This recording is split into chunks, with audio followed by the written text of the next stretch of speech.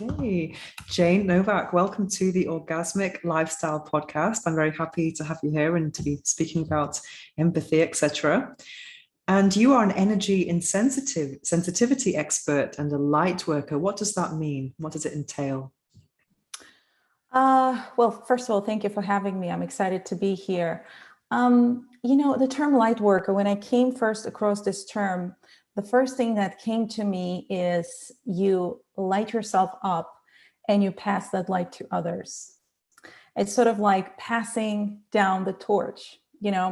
So I believe as empath and sensitive people, we have a beautiful mission here that we come into this earth feeling highly sensitive for a reason. And the reason being here is that we have this vision of the invisible realms, that we feel things and understand things that a majority of society doesn't, because they operate on 5 sensory experience. So, that's why it can be challenging for empaths to find themselves, because they feel like there's something wrong with them, just like I felt at the beginning of my journey. So I help sensitive people to claim and reclaim their power back so they can see that it's a gift and not a curse.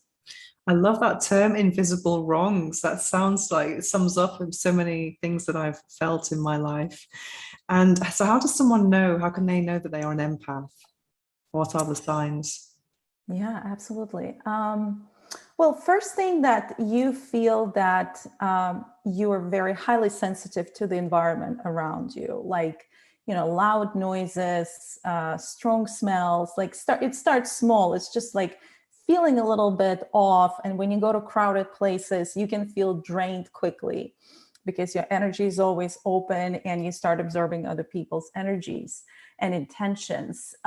So you sort of feel like you don't fit into this world. And one of the main things is that you sense and know when something is off or when something good is coming. So that's the sense that cannot be explained logically, is what empaths have. And sometimes, when they don't know it, they just don't understand what's happening to them, why they are so sensitive to the world around them. But mostly the clients that I work with, they just feel drained. They just feel drained around people when they don't know how to protect themselves. They feel tired, exhausted for no reason, even if, they didn't do much that day. So would you say and being an empath is like having a higher sense of intuition? Would you say the two are linked? Yeah, I would say that. I mean, once you become an empowered empath, I think you connect to your intuition more. But first, when you're just unaware, you just don't understand what's happening. You cannot put words to the feeling that you're experiencing. But there's this desire to fit in, to be like everybody else, to be louder, to be, accepted in the society. And that really drains you even more. But when you become empowered, yes, you connect to your intuition more and more. So I've seen that you talked about your own experience growing up and feeling like an outsider. I felt very, very similar to that. I felt like a misfit my whole life. So I assume this is something that's very linked to being an empath. So how can an empath create a sense of belonging, or is it just within? I mean, I think we all crave that somehow, and connection with people. And sometimes we choose the wrong friendships, the wrong relationships, because we really crave that sense of belonging. So how can an empath overcome that? That's such a good question. Well, the first and foremost is just to tell yourself there's nothing wrong with me. It's them. Right. It's not me, it's them. It's just, I'm this way, I'm wired this way. I have my own special needs. I need to recharge and so on. But, it all comes to worthiness, to realize that you're worthy. You don't have to be like everybody else. You don't have to feel like you have to go all the time. Like one of my clients said, I just want to sometimes stop and smell the flower and admire the flower. And my friends would look at me and say, you're just crazy.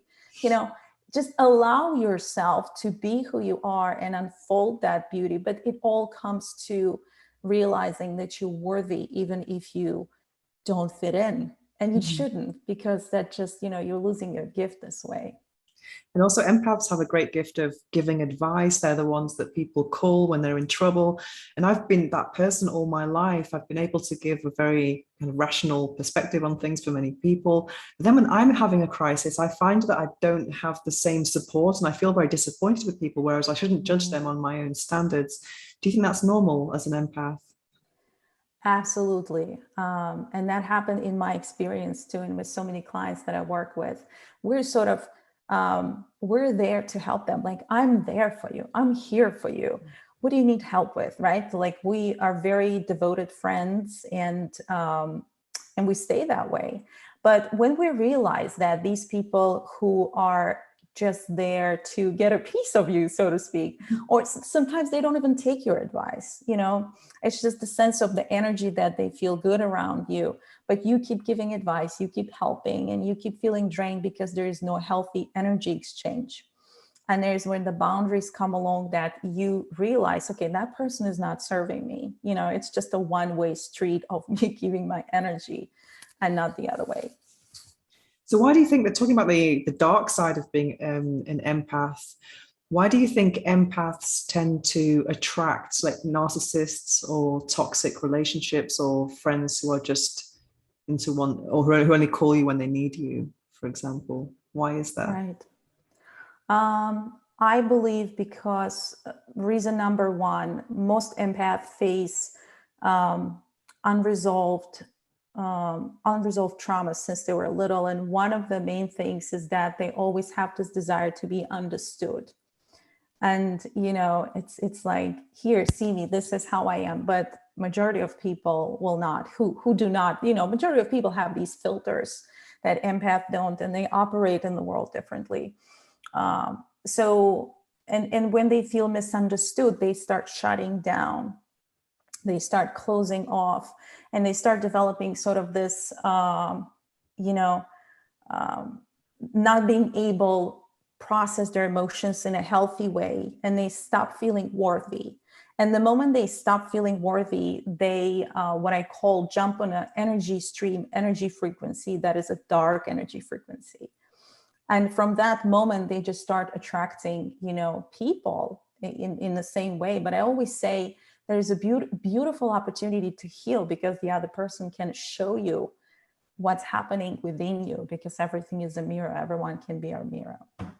So how do we set up boundaries then, or how can we protect ourselves from these energies from, let's say, because we can't always avoid people. It depends if it's a work colleague or someone in your family. Right. Sometimes we have to kind of spend time with people that sap our energy. So how could we protect ourselves from that? Yeah. Well, the first thing I would say is self-care. Mm-hmm. You have to look, at your daily schedule. What does your daily schedule look like? Is it only serving others and putting yourself on a back burner? That's probably how you deplete yourself and keep attracting these people who are not serving you. So when you claim your power back and you give yourself time in a day, let's say I recommend my morning energy prep, where you meditate, set your intentions, when you give yourself time, and throughout the day, just do the things that you want to do and not necessarily understood by other people. So this way, with these little baby steps, you actually start breaking through these negative energy streams and moving into the streams where you feel worthy, loved, and I say you grow a pair of wings, and when we cannot, avoid, that's definitely, I have clients who work in an environment. And when they do the work of setting boundaries, taking care of themselves, loving themselves, what happens is that universe starts bringing the conversation to them, even in the same workplace, with people who are actually a match of their worthiness, match of their self-love essence, so to speak, and, boundaries would be the big thing. But first, as I always teach my clients, you have to set energetic boundaries first, And one thing to do it when you wake up in the morning and you decide who you want to meet, what kind of conversations you want to have. So one of the simple mantras could be, I intend to have conversations with people that are serving me well. And then you kind of start tuning in yourself to that frequency of meeting people who are in the same frequency as you are, you know? And what's going to happen, even if you're in an office, in a work environment, and there's like an energy vampire, let's say. So what's going to happen is that that person is not going to talk to you that day. They'll find someone else. So that's the beauty, you know, we cannot control it. We can only raise our frequency, raise our vibrations. A lot of people, specifically, you know, empath coaches sometimes teach about energy shields. I personally don't believe in energy shields because they can What's actually... the energy shield? The energy shield, when, you know, I had clients who come to me and I asked them, what did you try before? And they said, you know, I was suggested to try energy shield when I imagine a bubble of protection around me, and sort of like protect my energy. But when you do that, one thing we don't realize, if we already feel negativity, we trap that negativity in that bubble and carry it with us. So instead of using these, you know, external energy protection tools, which can be useful for some time, but they usually wear off quickly, I recommend raising your frequency and raising your vibrations and loving yourself and bringing self-love practice to every day. It's not something, especially these days that we live in, especially what happened the last couple of years, you know, in this world, it just turned upside down. I don't think empaths have, it's not a luxury anymore. That's a necessity, you know, to give yourself that time, that love, that space that you need to start raising your vibrations and your frequency. Do you recommend working with crystals to protect? You know, when I started my journey, learning about all of that, I used to carry crystals. I used to have crystals. And here's where usually I don't use anymore because I don't feel the need for external protection. However, I know that maybe if you set intention for that crystal, if you hold it in your hand, don't set intention, it's going to protect me, because it kind of creates more resistance. You know, it creates intention that something's going to happen that's going to protect you. But instead, maybe, you know, establish this connection with that crystal, hold it in your hand, say how much you love it, say how much you feel good with it, you know? So if you look at it this way, I would say, go ahead and use it, but without raising the frequency. Chances are that you will be swayed by negativity no matter what you're carrying with you.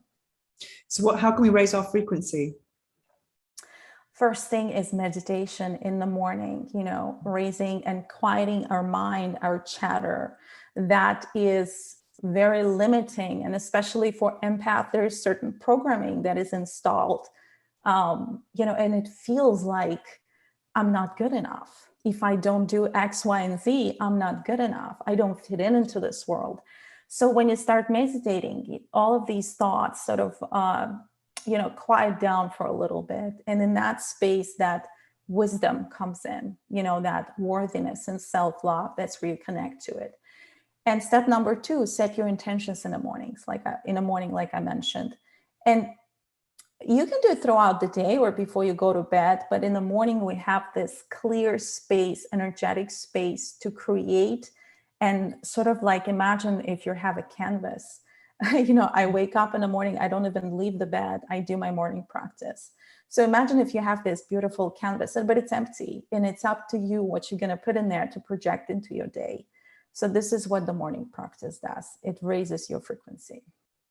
Fantastic. And one thing I find, which might sound bad, but the more I progress on my spiritual journey, the less patience I have, let's say, for low vibrational people or activities. Is that normal? And it makes me feel like it's unspiritual to feel like that. Do you know what I mean? For example, just for example, I thought it was interesting that you mentioned on your Instagram, I've seen some posts about alcohol and how that can be damaging for our frequency or energy or empathic skills. And it's something I gave up 6 years ago, and now I have no tolerance for drunk tourists or what, you know, just there's a lot of those here in Barcelona. And I know I was the same years ago, you know, I've done it, been there, done that. But so how can we kind of address these situations where you're with people who are just not on your frequency without feeling like a snob or because that's something that I feel like I look at myself, I think, wow, I've been very judgmental here, or, you know,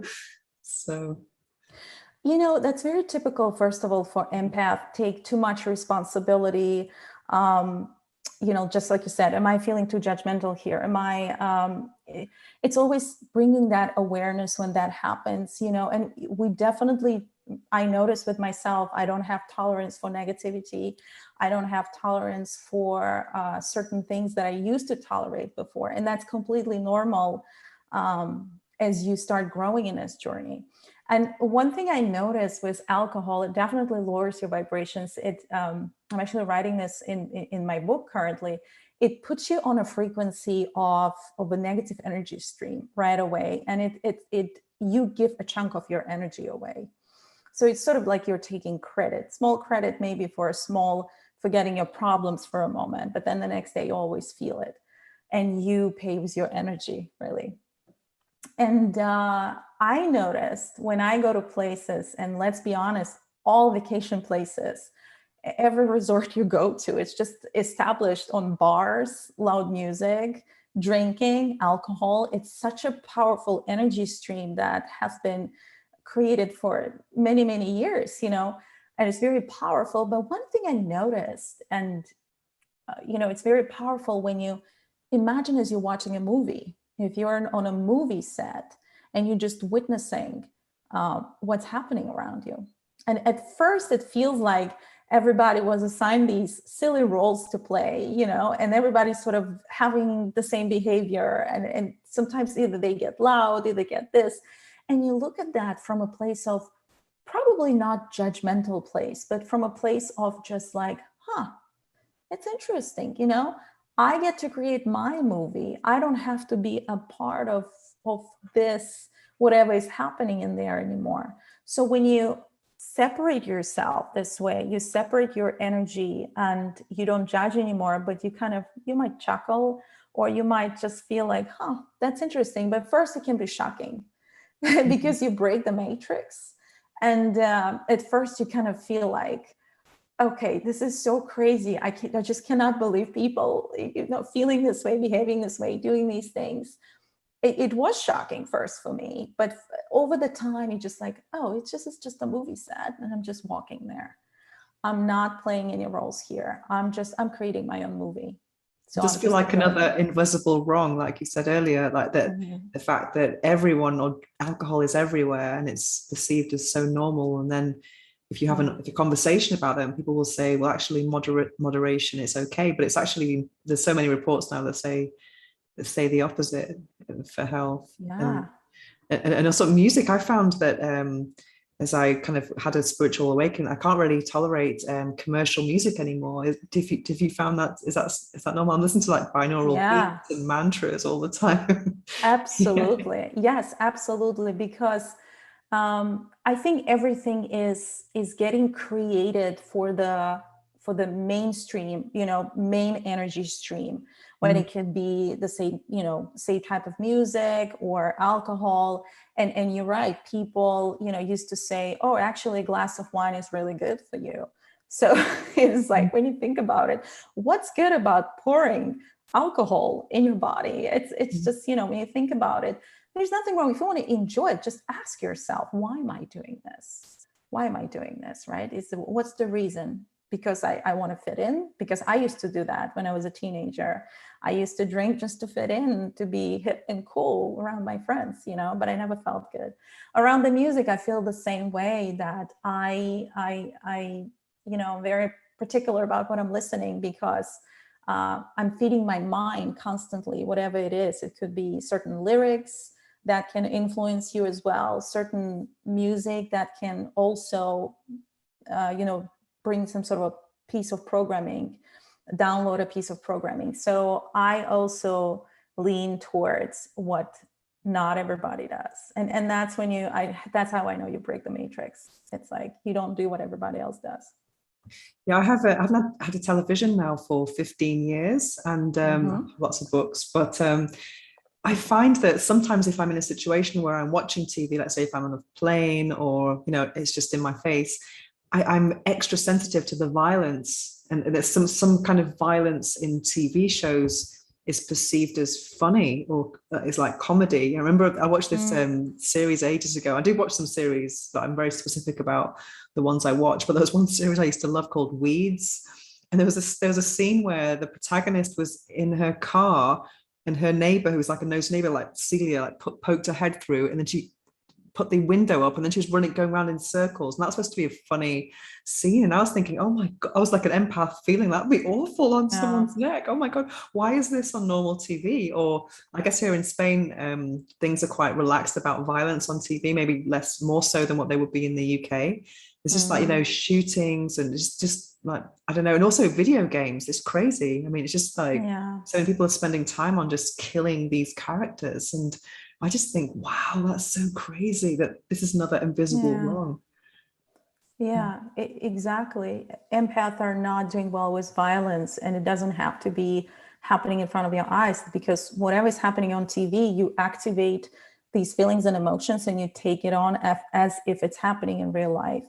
So, and I'm glad to hear that in Europe, they're, specifically in Spain, they're more relaxed, because in US, they're not, it's a lot of violence here. I think there are here, actually. Sorry, maybe I expressed it wrong, but I think there is probably more compared to the UK. I think in the UK, there is like a watershed at 9 p.m. Then you can start swearing, we'll have some nudity. But in the day, it's a bit more civilized, let's say. But here in Spain, you can see like a violent movie in the middle of the afternoon on Saturday. It was just like, oh my God, it's so shocking. Yeah, and swearing and stuff. Yeah. I have been done with TV for a few years. I only watch, if it's like Netflix, a couple of shows that absolutely have to uplift me, or there's a piece of some wisdom that I can take and it's not going to hurt me. So I'm very, very picky when it comes to that, because just like we eat our food, we feed our mind. And especially empath, they don't have filters and boundaries. Whatever's happening on TV, they're there, right there. And I'll tell you more. Just like with alcohol, when you evoke this, let's say if someone is watching news, I hope most empaths don't at this point. And if you do, stop doing that. If you watch the news, let's say, and something got triggered within you, you just gave your energy away. That's how you feel drained, and that energy stream just gets bigger because it's so powerful. So I would suggest to everyone who's listening, be very mindful what you're consuming on a daily basis. But also you can maybe feel some huge empathy for the victims of something. So, for example, I just keep on top of things just by seeing trending topics on Twitter. So I'm not getting too deep into any news, but I know what's going on. I can just feel like, oh my God, that's awful. Just that kind of empathy rather than feeling. Well, like I mentioned, you just take it on. It doesn't, it doesn't mean if it's happening, if it's a fiction, if it's happening in a movie. As an empath, you just take it on. You feel the pain of other people. You feel the emotions of those characters in your own body. So you had a spiritual awakening then? And did it change your life and open your mind to all of these things? And how was that?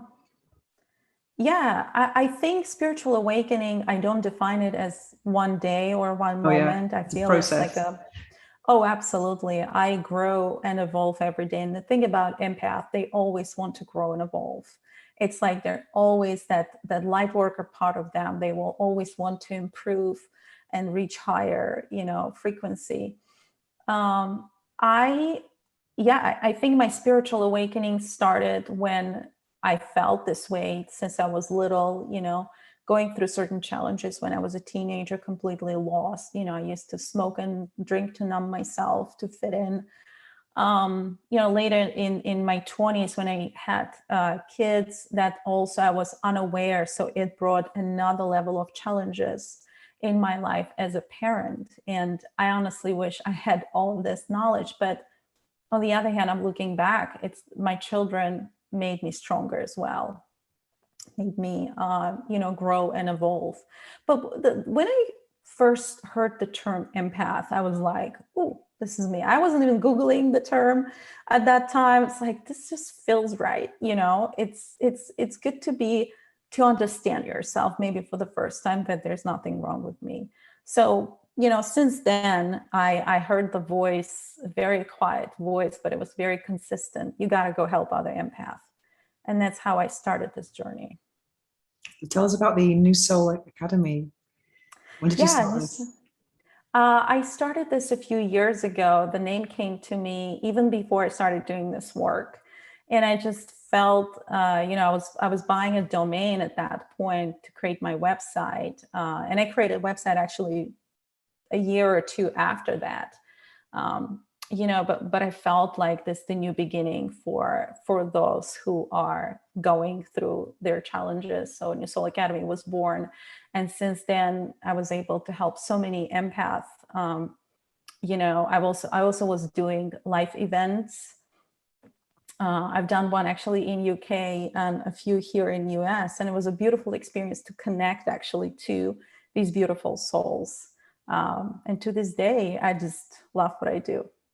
So what do you actually do on your website? What you're doing coaching, and you have some courses? Yes, I do have some courses. Right now I'm focusing on my mastermind for empaths, specifically and sensitive people who struggle with anxiety and negativity and want to find their voice. Yes, that it's, I'm sharing content, I have a very supportive community on Facebook, Sensitive and Empowered. This is a free group support for like-minded individuals, specifically, sensitive people and empath. Yeah, I think social media it can be such a positive thing and such a negative thing. Like, for example, to actually spread your message. I mean, but for some people, like young people growing up, it can be so negative, and people wanting to fit in and doing things that they might not be proud of in 5 years' time. But I mean, my advice to anyone would be like, follow inspirational content, and then you can just wake up every day, open Instagram, and you're like, wow, inspired. What do you think about social media and energy? I 100% agree with you, because that can really drain you, especially mindless scrolling when you're not in your highest vibrations. And when you fall into that social media stream, and which is another energy stream, and you start sort of comparing yourself, or you start seeing that you're not doing enough. And, I used to do modeling, by the way, a few years ago, and I was struggling with body image issues. And I remember I would be looking at these perfectly photoshopped, by the way, images, comparing myself. And I just had my third baby, and it was very painful. And I could see that while I could get some goals, quote unquote, which I don't believe anymore, that we should get some goals in these kind of circumstances. That made me feel very, feel bad and not enough about myself. I would say even now, as I'm running my social media for, to have my page and make posts to support sensitive people, but also to do my business, it's about boundaries. And sometimes I just delete the app. Oh, wow. Yes, not the account, but the app. It can be very powerful, because then you notice you just grab your phone a few times, and it's this sort of, we develop this habit is out of our control. And then I remember, wait a minute, no, I don't have the app on the phone. So that helps to slow down and go back into the world, look at the trees, go walk around, near the ocean, or whatever it may be, just connect with nature. But disconnecting is so powerful from social media, because you can get sucked in pretty quickly. And I think it's designed to be addictive and yes, make us compare ourselves with other people. And there's so many people who have this this kind of like, there's a style on Instagram. People have this perfect picture, then they have this long text. My life wasn't always perfect, and he's thinking, it just seems so inauthentic. A lot of right. Well, did you know that actually empath, and you probably felt it by looking at the picture, they can sense through the text and through the picture their energy. It's you don't need to even see the person or hear the person, which you can get more data points, data points from conversation. I feel that when you look at something like that, and you know that someone is being inauthentic, an empath can tune in pretty well into something like that. So yeah, that's how you probably know. Definitely. So how can we, if you got any tips for self-love and acceptance? Because people, I was actually in a yoga retreat this summer, and this girl was asking me, what is self-love? Yeah, I love myself, but what does it mean? So I think some people might not know, how can you love yourself? Right, right. And I hear you, it can be a very broad term. Yeah. And everybody's talking about self-love, but no one's really given anything specific. I think specifically if we're talking about for empath and sensitive people, I would say number one, give yourself enough time to recharge. Between the tasks, when you had just went, let's say even food shopping in a large grocery store, picked up all of these energy, give yourself time to just be by yourself. And then you might have 1,000 things on your list, or if you're a parent, you need to prioritize your children, but nothing will change until you actually carve at least 1 hour a day to yourself. So the first thing would be to give yourself time to recharge. And setting boundaries is self-love as well. You know, it's like, I always say boundaries, it's like when baby starts to walk, it falls a few times. It's not going to happen right away, but babies don't give up. They just get up and one day they walk. So it's going to happen. It just going to need like incremental steps to be comfortable with boundaries. And also morning practice, when you allow yourself to just be and, meditate and set your intentions. And, take yourself for an ice cream. Take yourself for a dinner. You don't have to, you can just say, hey, I just feel like I just need this for myself. Go for a walk on the beach, grab ice cream. If you want to grab friend, that's great. Or maybe just by yourself. Learn to be by yourself so you can get to know your energy. That would be a very powerful step in the process of empowerment. Do you think it's typical for an empath to spend a lot of time alone? I spend a lot of time alone, and I think sometimes I wonder if it's a good thing or not, because the alternative is kind of hanging around with people I don't really connect with. Is that normal, would you say? Yeah, I would say everything that feels good to you is a good thing. And that's the thing that empaths often feel bad, again, because not majority of population doesn't do it. They expect you to do what needs to be done because their needs need to be pleased, So an empath, if they don't take care of themselves, they end up doing everything for everybody and feeling drained. That's great that you spend time by yourself and you enjoy it. So you have to find what you enjoy the most and go with that. Definitely. I think a lot of people struggle with being comfortable spending time alone. And I think it's such a great thing, because once you're okay with yourself, then you can kind of invite others into your life. Definitely.